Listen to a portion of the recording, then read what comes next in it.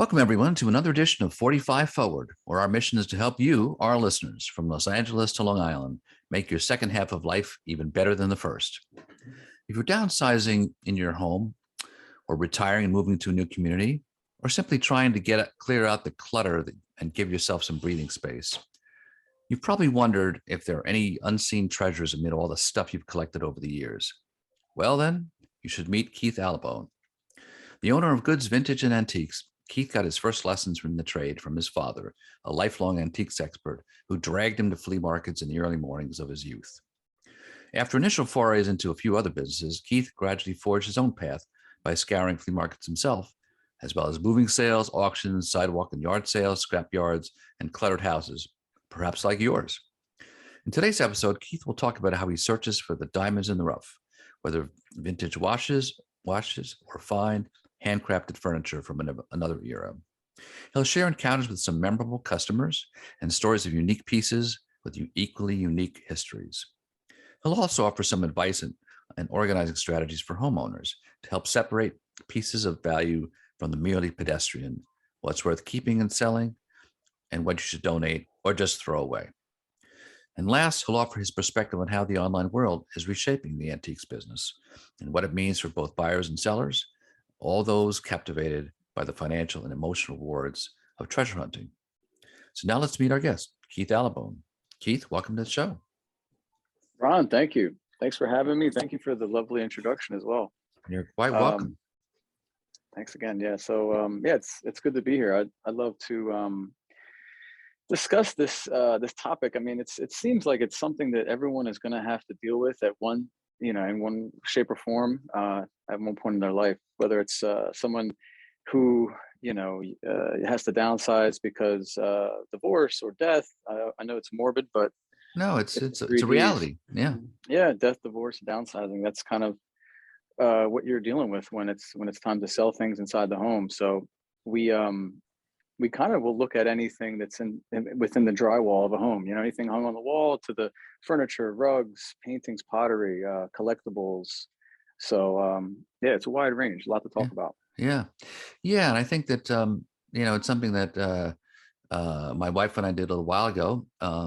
We're not moving or downsizing, but basically, you get to a time where it's like, you know what, we got to deal with this clutter. And to get yourself motivated to do it, and we had this sort of a small yard sale, you sort of have to say, let's suppose we did have to move in a month. What would we do? Right. But the thing is, there's some stuff you could do with the yard sale, but there are often issues that you need to have someone like you get involved, and who really know what they're talking about. And that's right. Yeah, you hit it on the head earlier when you said that, it's worth having someone come by who can kind of give you an assessment and give you an idea of things that could be of value, whether it's well-made furniture, jewelry, old watches. These aren't things that you would want to donate or give away for a 50 cents at a yard sale or something like that. So it makes sense to have someone come in who knows what the current market prices could be and at least give an assessment, Right. Yeah. So back up a little bit and just, I was interested in your story about, learning from your dad. So we didn't go into your dad's business, but it's always an interesting lesson that when you're that age, you don't want to learn, but you realize in retrospect, like, oh, okay, he taught me a lot. Right. The old man knows what he's talking about. I mean, as much as I rebelled against him when I was, a young teen and all that, it's a lot of things he taught me made sense. But I mean, to start off, I guess I could take it back to when he got started. He's 83. He's still doing this. I guess you could say as a hobby or part-time. He doesn't really need to work. He's retired, but he still does it for fun because he's always saying it's not a job, it's a passion. It's something he just can't stop. Right. So yeah, he's still out there buying and selling, lower scale. He doesn't have a store or anything like that. But he was drafted into the military and went to Germany. He learned a lot. Then he learned discipline and he gained confidence. So when he came home, he was a machinist at one point because that's what his dad did. So he was doing some of that. He realized he was pretty good with repairing engines and things like that, small engines. So what he would do was would find broken lawnmowers, broken generators, things that people discarded that they couldn't fix. He would fix them and sell them. So he would find a lawnmower for free, fix it for a couple dollars and sell it for 25, $35. He was lucky to live near something called the Berlin Flea Market. It's a flea market in Hmm. South Jersey. It's been around for, I don't know, 100 years. People go there, they set up, they pay their weekend fee, and they can set up anything they want at the Right. tables, and hundreds of people come every weekend to sell. So he was selling his small motors there. He started realizing the guys next to him were doing other things like furniture and rugs, and he was curious and inquisitive. So he found out more about those things. Started advertising that he does cleanouts, Mm. and buyouts. So again, back to the people in transition, he was targeting people in transition Hmm. Hmm. that needed to declutter and downsize, and he was buying those things from them that they didn't want or need, and he was reselling them at the flea market. And he grew it to, I think he had 3 stands at one point. He had three trucks, 3 stands, and about 6 or 7 employees. They would Right. just, do clean outs and just take it all to the flea market and sell on Right. Saturday and Sunday. Yeah. Yeah. So it's interesting, but you didn't just, join the business. You learned from him and then eventually went out on your own. But after, a few different, forays into other things as well, which you also learned a lot, which you apply to this business as well. Right, that's right. It's not like he was grooming me at a young age to be his predecessor or anything like that. But I was always, when young kids are just curious what their parents are doing. So I was always, whenever my dad would come home with a haul of things, boxes and boxes of just junk, basically, right? I would always be interested in what he found and what he had, and he would show me some things here and there. But it wasn't like it was a passion of mine at that time. I remember when I was misbehaving in school, I was very disruptive. My teachers would tell my dad, and he would, for punishment, wake me up at 5 a.m. to take me to the take me to the flea markets. I hated getting up that early. I mean, I could barely Yeah. get up for school. So, yeah, he would wake me up on the weekends at 5 a.m. I'm like, I don't know, 7, 8 years old. And he said, "You're coming with me today." So it's dark out. I'm wiping the crust out of my eyes and trying to, Right. get acclimated. And by the time I know it, we're at the flea market. The Golden Nugget was another one he sold at, because they had a little higher clientele there, a Uh-huh. little more, people with a little bit more money. So he would sell at the Golden Nugget, and he's the kind of guy who gets mad and then gets glad real quick. So basically, by like 9 a.m., he would hand me a $10 bill and be like, go find something, go buy something. So I Right. would just be this little kid walking around a flea market by myself, and he knew everybody there, so it was safe. It wasn't like it was like any danger at that time. And this is like, the early '90s, Right. and and I would just go find stuff, whatever I could find that I liked, and buy stuff. So it's kind of like I've been doing this since I was a little guy, like 5 or 6. Yeah. Yeah. So just to fast forward, I had a lot of jobs. I've been working since I was 16. I cleaned toilets, I washed dishes, I busboyed, I did all Mhm. that stuff. I realized quick that it's hard to make money, and I wanted to make money for myself, because again, back to the disruptiveness of when I was a child, I kind of had a problem taking orders from people. So sometimes I didn't enjoy working with people that didn't respect me, or didn't kind of like delegate properly. So when I was about 20, I started figuring out that I want to work for myself, and I didn't know what it was. So I sold meat, door to door. I sold life insurance. I did some public adjusting with the insurance adjusters, all kind of like self motivated stuff, where they have like a game plan for you, and they teach you like fast track programs, Right. how Right. to sell, how to present, how to cultivate clients. I got into real estate around 2006. I think I was 21 or 22. I got my Mm. realtor's license after a failed attempt. I failed the first try. Second time I got my real estate license, and got into that game, which taught me a lot about salesmanship. And then the real estate market took a dump, Yeah. took it Yeah. down. And I think I was with Weichert Realtors in New Jersey. I think our office had 98 realtors, and it went down to 12 in that Right. year. So a lot of people jumped ship, and I didn't have any savings. I didn't have any backing. So I was kind of like, man, this is tough. I don't know what to do. I was working 2 jobs overnight, starting 8 p.m. to 12 in the afternoon. I was working overnight at a group home. I was taking care of people with developmental disabilities while trying to do the real estate thing during the day. I Mhm. think Mhm. I think when you're young, you don't think you need to sleep. You know what I mean? When you're 21, 22, you're like, oh yeah, I Yeah. can party, I can work 2 jobs. But I Right. was kind of, burning the candle at both ends, as you can imagine. So my dad was like, listen, I could see you're kind of struggling here. Would you consider doing what I do as a profession? Mhm. So I was like, I never really considered it, but I said, sure. I mean, this is, I was like, I was doing I was driving a cab part-time, I was doing all kinds of stuff just to try to stay afloat. Right. And he taught me some things. We went out for a couple weeks in a row, and he taught me some of the more intricacies of it. But it was very easy for me to adopt and pick up. Right. I already Right. had a lot of training with how to deal with people and how to, I guess, sell yourself in that kind of way. And yeah, I kind of took to it like a duck in water. Yeah. Yeah. I remember yeah, I mean, I can keep going if you want Yeah. me to, Yeah. but So, but it's interesting. Yeah. So when you were talking earlier about your dad, it kind of reminded me actually of, you know, the things you learn when you don't even realize it. So when my wife was small, her dad had a Mr. Softy truck, and it okay, wasn't cool. not too far from, it was in Aston Township, not too far from Philly. So she would, every night, he would come home with his trucks, and that was part of her job, to clean up the trucks. So it was like, oh man. So Hmm. you were the early end, she had the late end, like, oh my God. But you learn a lot, and you learn to pick Right, up stuff you're not even aware of, in terms of how to get things done, how to conduct business, sure. how to do things. And so when you, and even, I had a little bit of time when I, as a reporter and editor, one of Hmm. my jobs earlier was the real estate editor of a new daily newspaper, and I left just before the crash, but I could see something was going to happen Yeah, because the prices were really overvalued. And so I think right. even experiences like that teach you. I'm sure from various kinds of sales jobs, you really learned and to listen to customers, and you really got a sense of what does value really mean. And I think that probably helped you a lot in terms of your business now. I mean, yeah, I think that I was calculating the other day, or thinking about it the other day. I tried 10 different ventures on my Hmm. own that failed. They Right. all failed.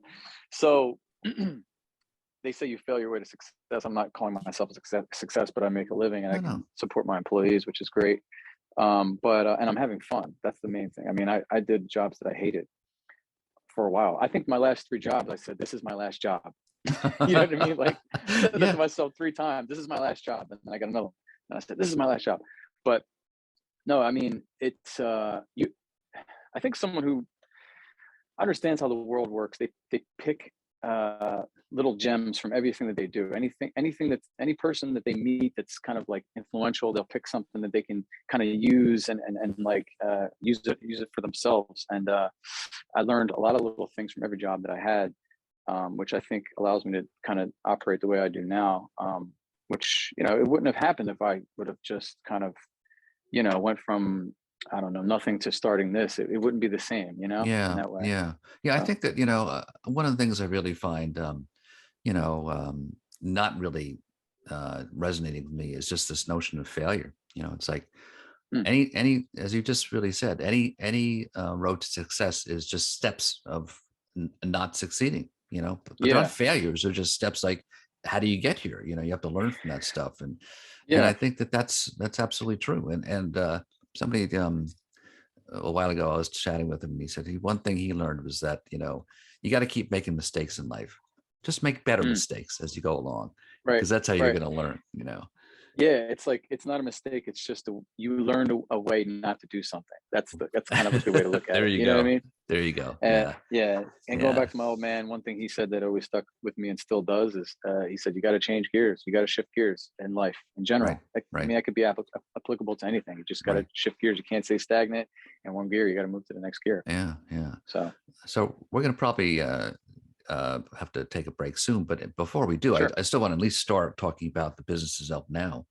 Tell me a little bit about, how you work now. I mean, I think people sort of Sure. wonder how you find stuff, how do you look for stuff? You know, Yeah, sure. We have a brick and mortar retail location that's open every day of the week in Philadelphia in the Italian market. It's a very historical neighborhood. mhm, So that's where we offer our retail for the things that we find. We sell online, whether it's Etsy, eBay, or Instagram. I mhm, can share links at the end of this too for those to find some of the things that we're selling. But that's where we sell. But as far as where we buy, it's all my own travels, and it's usually 4 days a week. I'm on the road as much as 12 hours each day, Wow. going into people's houses that I'm being invited into from our outreach. I mean, we reach out to a lot of people trying to find leads where people are downsizing again. I go to other antique shops, flea markets still, and things like that to find unique items to resell. Hmm. Right. Um, yeah, Yeah. Yeah. And I think one of the things that you mentioned to me in one of our previous conversations is that it takes a little bit of, salesmanship, but also right. just willingness to really, take that extra step, listen to people, ask that extra question. I think you Yeah, mentioned to me like, you go to a yard sale, it's like, okay, I know this, you probably have other stuff, but it's not right. here. Yeah, that's a huge part of this business. I think we can get into that a little bit more in the beginning of the next segment, just to kind of like paint the picture a little bit more. But Hmm. yeah, I said all that salesmanship and all those failed attempts to tell you that basically this is all I'm doing is it's a sales job. I'm Hmm. just trying to sell my service to people who need to downsize and you know help them to sell things. So Right. um, Right. Yeah. yeah, But sometimes, yeah, you need to, people sometimes don't know what they have, and that's they true. can't tell you. And so you have to kind of find ways to let them, think, oh, wait a minute. Yeah, I do have something else. Right. Yeah, you welcome into it. I mean, I always say that I want to be told no 3 times. So I ask, do you have anything else? Do you have anything else? Do you have anything else? Hmm. And then it's until I hear 3 no's, I'm not done. I'm going to keep asking for the next thing. Right. So Right. Yeah. Yeah. So we're going to take a quick break now. sure. Folks, it'll be a short break. When we come back, we'll be talking much more with Keith Allibone of Goods, Vintage and Antiques. So don't go anywhere. Welcome back to 45 Forward, where we're talking with Keith Allibone about the vintage and antique business. Before I continue, I wanted to let you know that you can find more about Keith on my Roel Resources site, www.roelresources.com. Just click the 45 Forward tab. You can also find out more about him going to his site, which is goodsvintage.com. And as I think you mentioned earlier in the first segment, that you can find him on Etsy as well. Where he does a lot of work and business on that. So, yeah. So, Keith, before the break, we were talking about how you find your way into houses, and sometimes people, don't even realize they have stuff that's different that they haven't put out in the yard to sell, or sometimes they do know that and they don't want to give it away cheaply. So, once you get into people's houses, how do you look for stuff? What are you looking for? What kinds of things are people? In terms of knowing your customer, listening to your customers, what things are they looking for? What do you look for? Good question. Well, first of all, it's always about, kind of assessing their motive, assessing their urgency. I mean, I deal with people who, I mean, when I walk into the house, it's covered with like boxes and papers, and it's extremely disorganized, and you can tell that they're kind of in transition. And then some places are staged like it's on the cover of a magazine. Right. And so it's all different motives and urgency levels. So I kind of try to gauge that. Just, hey, why are you selling, or what can I help you with today, or were there certain things that you were looking to get rid of? And usually people will just lead me around into the house, and we kind of like a walkthrough, if you will.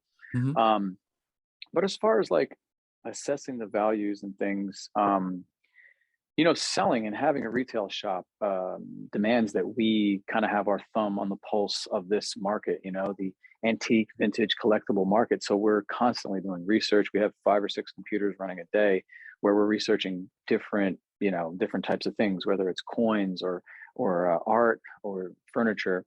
So we kind of know what people are looking for because we hear feedback from our customers. I go to auctions sometimes and sit and watch and just see what people are bidding on. Another trick I learned is from an older person in this business was he told me just go to museums. He's like, go to museums and see what they're showcasing. That's how Hmm. at least you'll know the standard for quality because that's museum quality things. So if you see anything anywhere is like what is in the museums in someone's home, that's something you might be interested in. So that's kind of a little bit of a reference that I use. And then obviously there's the experience, just doing it for long enough. A lot of people have things that I don't want, Right. as you can imagine. I don't want to use the word junk, but it's just they might have things that they are very motivated to get rid of, like a china closet or a dining room set, and those are not really what people are looking to buy who are furnishing homes. My customers are usually people that are furnishing homes. So there, you have to do that dance of like, oh, well, I can't use that, but I can give you a reference of a way that you can get rid Right. of that, whether it's donation or, first dibs, Facebook Marketplace. I try to guide people as best I can too. I don't just leave them high and dry, while simultaneously trying to get to the other things that we mentioned, the things of value, the things of interest. So Right. it's kind of Right. kind of how it works. Yeah, yeah. Well, I think in some cases you mentioned to me that you deal with a lot of period pieces and furniture, and I think people do look for something that's distinctive sometimes, and that that as in earlier times, the craftsmanship was more individual. There was more Mhm. artistry sometimes. There was mass production. You didn't have the ability to do that, but also I think that, but there's a certain quality that people I think are looking for. Yeah, that's the word, and I should have said that earlier when you asked, but that's kind of the overall thing that I'm looking for is quality, because we live in a day and age where I guess you can call it like the throwaway culture. I mean, we Hmm. Americans are consumerists. We always want the new iPhone, we always want the new thing. Be that as it may, that doesn't always lead to people buying things that can hold value and have quality. So that's kind of what I look for, because you figure in the 40s, 50s, 60s, artisans made things with a lot more attention to detail, a lot better materials. And that transitions to all the different types of things we buy, whether it's jewelry, furniture, or paintings. There's a lot less mass produced things. So, what I try to do and what drives me as a passion is finding, cultivating, and protecting things of value that have quality, because of the way that they're made. Not just the way that they're made, but also the fact that they're not made that way anymore. That old adage, they don't make it like they used to, Right. is Yeah. a real thing. So, um I think those are the things that I'm looking for, that they're worth protecting, they're worth carrying on, and they have a market for it, because people know that they're not going to find the things that I have on Amazon. They're not going to find the things that I have on in IKEA. Right. So, Right. Right. um that's kind of what drives me. Yeah. Yeah. I think sometimes too, you know, sometimes when you make repairs in a house, or renovations or stuff, and you're looking for stonework or things like that, masonry, you're just like, you realize there aren't people who could do this stuff anymore. That Right. we the craft has basically evaporated, and it's a shame. But so yeah, even if you wanted these pieces to be made now, you can't Oh, find the craftsman to do it. Um, yeah. yeah, and I think the other thing that I remember years ago when I was actually starting out as a reporter, I happened to do a piece on an antique shop in a local community here. And I remember it was years ago, but I remember, the piece I did was very sort of impressionistic about going through this shop and just looking at these items. And, you just felt like, wow, you're just walking through history. And I think Mm, that's another dimension to what your work is. I think that people like, like, all these pieces, they invariably have a story, and it's about sort of about a right. person and the piece itself. So you get it. I wanted to ask you about some of those more Yeah. interesting stories, Yeah. Well, the cool thing about the way that we operate is that, like I mentioned, I'm on the road 4 days a week, and I'm Hmm. making.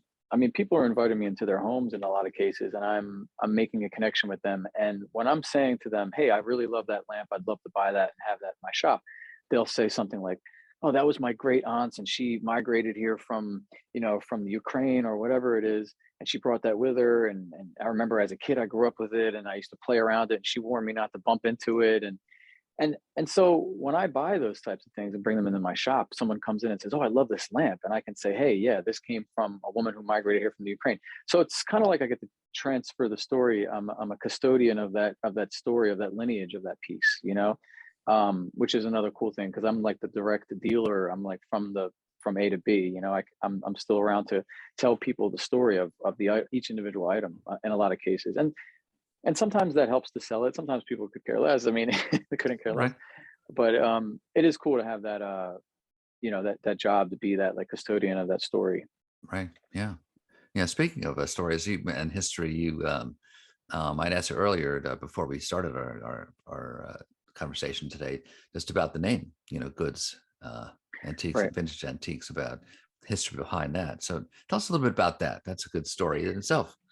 Yeah, well, thank you. And I wanted to kind of come up with something pretty simple, like a just like an all American kind of easy name, kind of everyone could kind of say, identify with, and understand. I didn't want it to be too avant-garde, because the things in here are avant-garde and strange. I mean, you can see some of these things around me. Right. We're having the live chat here, but uh, yeah, my dad, he our last name is Allibone, as you mentioned earlier, and Mm-hmm. it's kind of not really a name you hear every day. So I would ask him about our lineage and our history in this, and he didn't really have too much insight, but he did say that he dated a French teacher at one point when he was younger, before I was born, and she was like into the history of the language and blah blah blah. And she said that Allibone might have come from an old French language meaning all good. Like bon nuit, you say good night in French. Bon nuit, it means good night, bon Mm-hmm. appetit, Mm-hmm. good meal.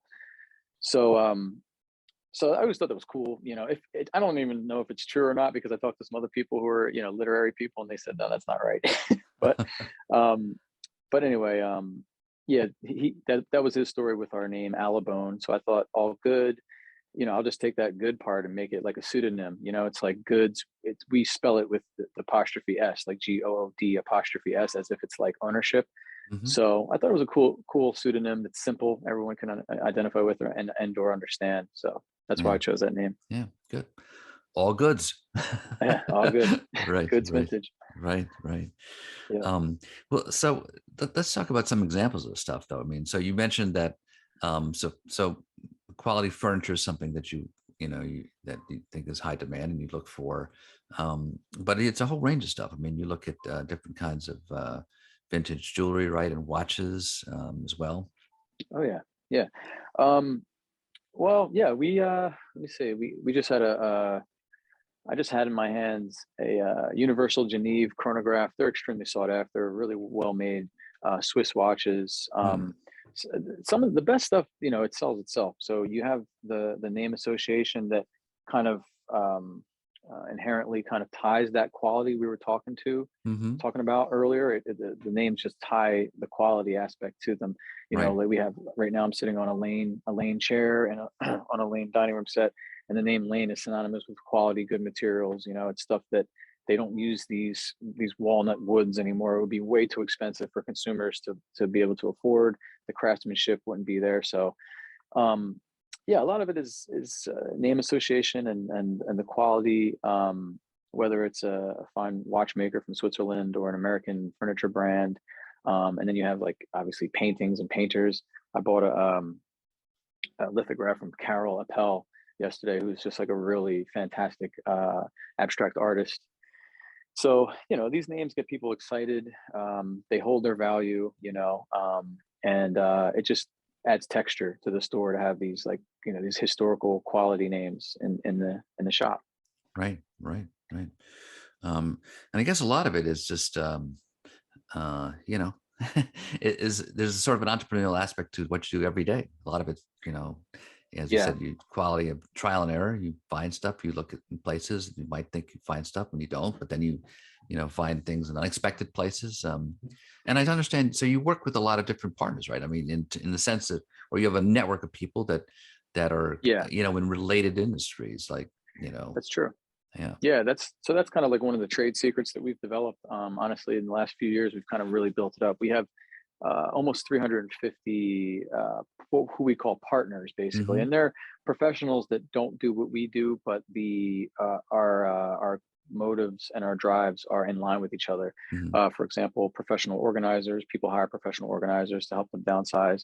Realtors, obviously, to people who are moving. They have clients that have needs around downsizing. Estate attorneys, clean out people, guys who do clean outs. There's all types. I mean, even other antique shops and other antique dealers, they buy from me and I buy from them, because it's like I might need some chairs and they have chairs, or they might need a large painting and I have a large painting. So yeah, so it's great to stay busy with that. And as an entrepreneur, you have to stay busy. You have to keep money coming in and products coming in. So it would be very beneficial to expand your network of partners and professionals that could you can have a symbiotic relationship with. Yeah. Right. Yeah. Yeah. I a lot of what I do is working with seniors and their issues as they get older in life and look they go from one part of life to another, and a lot of times they move, so that Hmm. was what we were mentioning at the very beginning. And I think that there's been a whole new crop of subspecialties. There are senior specialists who are Right. real estate realtors, as you probably well know. Hmm. And then also there are these senior move specialists, Right. or as you Yep. mentioned, there are clean out folks, but they Right. don't, sometimes you can hire them and they'll do, soup to nuts. But often Hmm. in that process, they'll bring in people like you because they'll go like, well, Right. I can see all your stuff, but this is some of it I don't know. I need to bring an expert to assess these things, right? Right. And just like a realtor, right? Take a realtor, for example. They're a perfect example.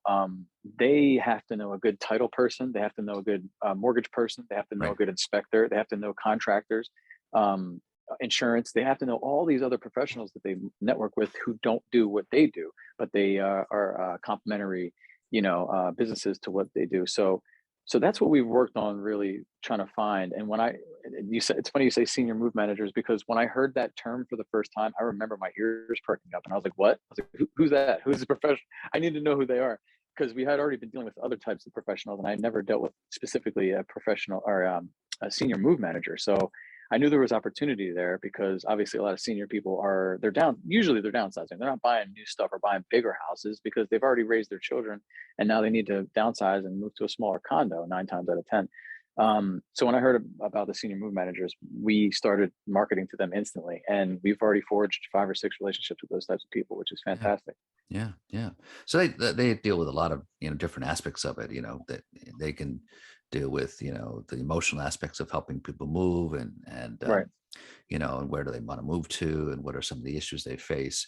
But then there's the rubber hits the road. It's like, what do they do with all their stuff, Right. and how do Right. they assess that? Yeah. So yeah, Right. so listen, we're gonna take another quick break, Sure. Keith. Folks, we're gonna take a short break. When we come back, we'll be talking much more in our last segment with Keith Allibone of Goods, Vintage, and Antiques. So stick around for our last piece.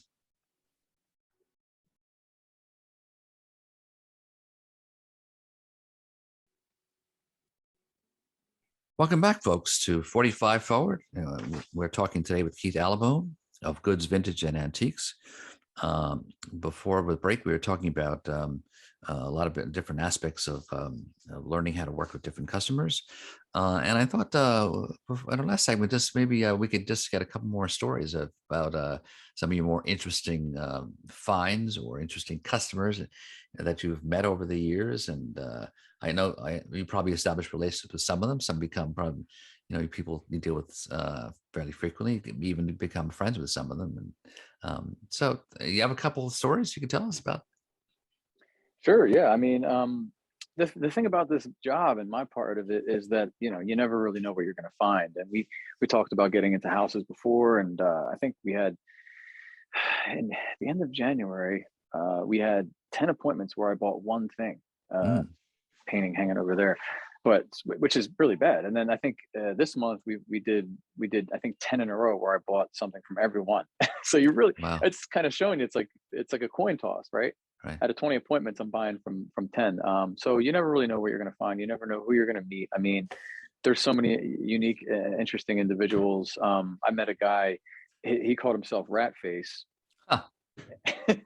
and he owns this huge warehouse in Philadelphia in a really, really bad neighborhood.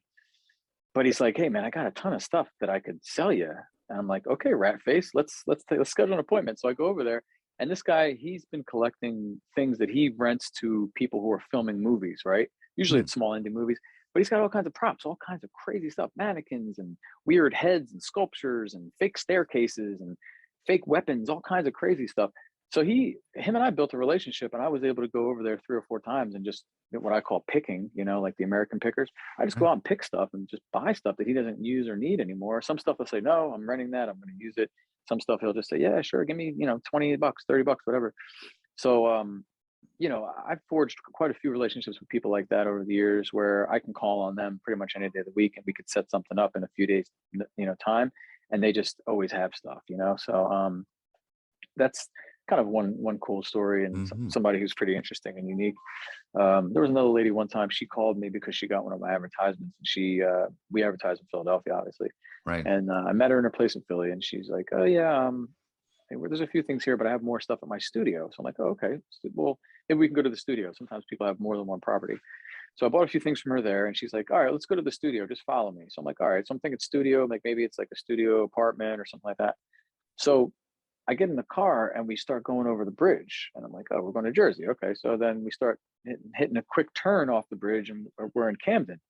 And I was like, "Oh, okay, we're in Camden." And then so it's like the huge, I think it's a project building above, right next to the bridge there. So I'm with this woman, and she's an elderly woman, and I'm like dressed real nice and fancy, and we get out in the projects, and she's like, we walk out, and everyone knows her, everyone's saying hello, and we hit the button on the elevator and go to like the 30th floor, top floor. She lives in a studio apartment Wow. in this building, and her studio was really jammed up with stuff. Like, she really needed to sell a lot of stuff. So I'm digging through some stuff. She's showing me all kinds of stuff. Really great collector. She had a lot of interesting things. And I put some stuff to the side. And there's like a pile of clothes in the corner. I could see a corner of like a trunk, like a traveler's trunk Hmm. that people Hmm. used to use. I could see the little Louis Vuitton monogram, Mm. which Louis Vuitton started off making trunks for traveling. He made high quality, canvas, leather, and wood luggage. So I was like, "What's that over there?" So I moved the clothes, and it's this Louis Vuitton trunk from the turn of the century. And she's like, "Oh yeah, I've had that for a while." I think she was related to the kid who played Buckwheat in The Little Rascals or something. So her family was kind of like in the film industry. Wow. So they had some money, and they traveled around the world, and that's why you would need a trunk like that to travel and bring your stuff around Hmm. on boats and planes and things back then. So so yeah, I bought that from her, and it was a real old one, and people got excited because it could have been worked on by Louis Vuitton himself. It was the right period and the right. It was his French location. I'm not sure which city in France, Right. but it was before they expanded out to the States and all, and London and all that. They only had a location in France, so it had the French location on there. His first studio. People, when I put it up for auction, people flew in from England just to come look at it, and they ended up Wow. buying it. Wow. So that was a good find. That's something you don't think you're going to find something like that in some places, but you never know. You never Right. know. Yeah. Yeah. And you go, even when you go to these places, you're looking in one place, as you just mentioned, you're looking in one part of the room. It's just like, oh, that's not even where I should be looking. It's Yeah, in this other yeah, place where no one said anything, and you just catches your eye. Yeah. it happens all the time. I get calls for Beanie Babies, and I'll go to the appointment. Uh huh. If it's like as long as it's like a larger house, usually it's in a place where people have a good amount of money, good incomes and stuff like that. People, usually the best collectors, they're collecting because they have expendable income. So yeah, so if I get a call from in a good area, and it sounds like an older person, I'll just go if I'm Yeah. not super busy. And Yeah. I've bought gold. I bought globs and globs of gold from people because they were calling me to sell Beanie Babies, and I'm like, "No, I don't want those. But what else do you have?" Yeah. you know, Yeah. that's the Yeah. magic question. What else do you have? And I'll ask Right. that 4 or 5 times if I can. Yeah. Yeah. Well, I think that, uh, at my age, I sort of think about antiques of, being, 50 years before, I was growing up. But now, of course, as you as you move on, you realize that there's a lot of interest in vintage stuff from when I was a kid. Um, Yeah. so Yep. there's, I guess, um, there are games. Hmm. Now as technology is aging, some of the early technology really people are finding interesting, right? I mean, Yeah. I I was. um, I remember doing a story about this uh, situation up here on Long Island where the house is being, the the owner had passed away, so the children were trying to basically, deal with all the stuff in this house, and Mhm. the guy was a ham radio operator, Oh, and cool. just in general a collector. So Yeah. he never threw out anything, and Mhm. a lot of it was just interesting, like every you know every time he bought a new television, he had, older televisions that were still in decent shape. So people were like really interested in, I mean, there was a whole ham radio club that the state person called in to evaluate all that stuff.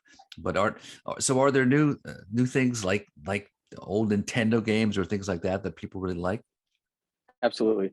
Yeah, and I think I alluded to the fact that the people who are buying things now to furnish their homes are, 30 somethings. They're people who maybe are newly married, just bought a house and stopped renting. So now they need to like buy the stuff that they want to have around for a good amount of time while they're raising children. I mean, that's just one part of one Right. demographic of who we sell to, but you see a lot of that. So to if I wasn't, you have to identify with what those people want. Obviously, it's a big part of my customer base. So they like stuff that was when they were a kid was around, like old Nintendo, the first Mac, computer, retro sneakers, retro clothing, um, records that are like funk, soul, jazz, rap. People are buying that kind of stuff now. 30 something are buying that stuff now. So I definitely deal in stuff that's as new as the 80s, 1980s. Right. And yeah, it just sparks nostalgia for people. You know what I mean? As long as you can offer it at a reasonable price, they would love to buy that and collect that kind of stuff too. So we deal with stuff from the 1700s to the 1980s, basically. Right. Wow. Anything Yeah. old or cool. Yeah. But yeah, Yeah. that's just Yeah. all part of it. Yeah, and I think even we have all these games, electronic games, but there's still, I think, actually a little bit of a resurgence in interest, like arcade games. I mean, as I was, you were talking, I was thinking back to when I was growing up, and my dad, we had a pinball machine in the basement, Mhm. and I often think about that, like, not only how much fun we had, but boy, wish I had that today. I mean, Yeah, there's people that collect that. Believe it or not, I mean, it's such a cumbersome thing to kind of buy and sell. But there are people that collect old video games and pachinko machines and things like that. right, So right, definitely yeah, old records, and I always buy stuff that's centered around LPs and records. Whether it's hmm, record stands or records themselves, record players, speakers. It always sells. It always yeah. sells for us. Yeah. Interesting. Yeah. Yeah. And so when you go into a home, that's full of stuff, maybe just talk a little bit more about it. I know that sometimes you're just looking around and stuff, but if someone comes in and says, listen, Keith, give me a hand, or how do I have a strategy to figure out what to do with this stuff? Yeah. Well, um, I like myself. I like the other people I mentioned earlier have a network of different types of folks that kind of operate in this field that don't do it exactly the way I do. I have a guy who has like a mid-century warehouse. He has a whole huge warehouse, just mid-century stuff. I have a couple people that remove junk. You know, I have a couple of dealers that only deal in specific things like vintage clothing or vintage records.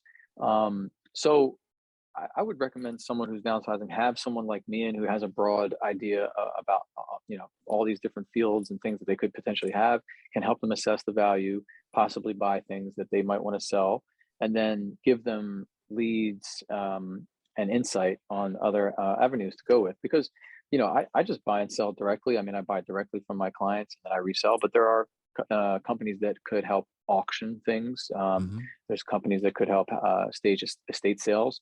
Those are entirely different businesses that operate differently than I do, but they still have the same motive, is to help their clients sell things. Right. Right. So Yeah. I think sometimes it is, I think probably some situations that are a little tough is dealing with those situations where, um, customers, have items that they think are really cool and and yeah, worth something, and they're like, you have to sort of let them down. Like, yeah, that's a yeah, if big you part of really, my job. yeah, if you really like it that much, it's sentimental, then keep it. But it's not gonna, Yeah, yeah, I or say that all the time. I say that all the time. I tell them I can't replace sentiment. If I'm just offering you money, but if the sentiment is more valuable to you, please hold on to it. I don't want you, calling me at 2 in the morning. Oh, I shouldn't have sold that. I'm sorry. I need it back. yeah, There's a cadence you have to kind of have, and understanding. It's a sensitivity you have to have. I can't go in there expecting to buy anything because people aren't always ready. They might not like the price. They might have a sentimental attachment. They might have to ask their partner or spouse or whoever, family members. So yeah, there's definitely a level of attachment and sentiment people have that I can't compete with money. But at the same time, I have to also let them know, like, hey, like this china closet your grandma always said is going to be worth something. Maybe you're not going to get an ROI on that. It's not like IBM stock. You know what I'm saying? Right. Like, there's not Right. always going to Right. be a return on investment Yeah. on some things that came from the past. Yeah. I tell people all the time. I said, you didn't buy this as an investment. You bought it to hold your china. So Right. don't expect it to produce a profit for you. You got to let it go. It's Right. just holding up the sale of your house. Yeah. Yeah. And it's some things, like when we had a yard sale, we sold a bunch of things, and then there were some things that were left. And I just had a bin of blocks, children's blocks, old fashioned, Mm, just yeah. plain blocks. But, I had a lot of fun with our kids, and some sentimental value, but no one would buy them. But I was like, Mm, you know what? I think these things are great. So what do? I put them up online on a local, website, and said, hmm anybody want these blocks? I'm not going to throw them out. Give They're them away. yeah. And a couple people came by, and some people said like, "Wow, this is really got my kids would love this." So even just giving them away, it felt good to Yeah, me that it was you passed on to something for another family to use. So yeah, definitely. I, yeah, I refer people to donation services definitely weekly. Almost every time I go out to buy, I right, refer right, people to donation services right, right. because Yeah, it's better than throwing something out. You don't want yeah, stuff to end up in yeah, landfill that doesn't have to. yeah. Um, so Yeah, yeah, and I think that just even just the last thing I wanted to ask you about is just briefly, I guess the online opportunities really have had a real opportunity to expand the business. I mean, you can really have a lot of reach there, right? I mean, yeah, I've been so grateful that we kind of made the decision to get online full force a few years ago, and now we're kind of caught up with it to where we offer all of our, I mean, hundreds and hundreds, almost thousands of items to people all over the world. I mean, we sell to people in Germany, Canada, Japan, China, Russia, Venezuela, all over the place, and it's great because they can enjoy the stuff that we enjoyed growing up. So yeah, it great. does it helps in a lot of ways. Yeah, yeah. So with that in mind, we have to wrap up, but I think I wanted to, along those lines, just first, thank you very much, Keith, for Oh joining the yeah, show. It was a real Ron, pleasure you're having welcome. you. And if people want to reach you either to buy or sell or just ask you questions, what's the best way to reach you?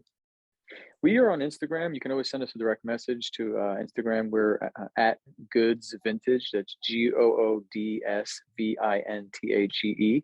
Hmm. At Goods Vintage. Our logo is a little black bird. You'll see. Okay. Um, we're on eBay. It's Goods underscore Hmm. Vintage. You can find our things there. Okay. And then Etsy is Shop Goods Vintage. Okay.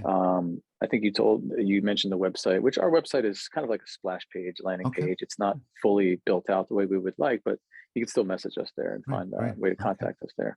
Great. Okay.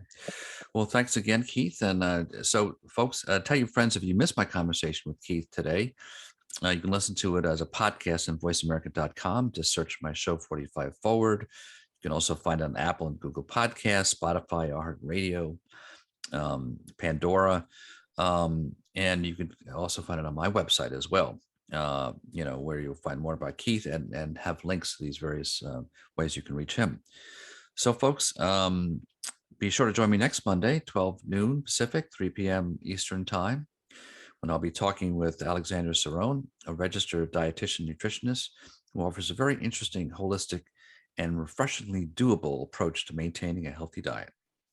So until then, folks, keep moving forward, 45 forward.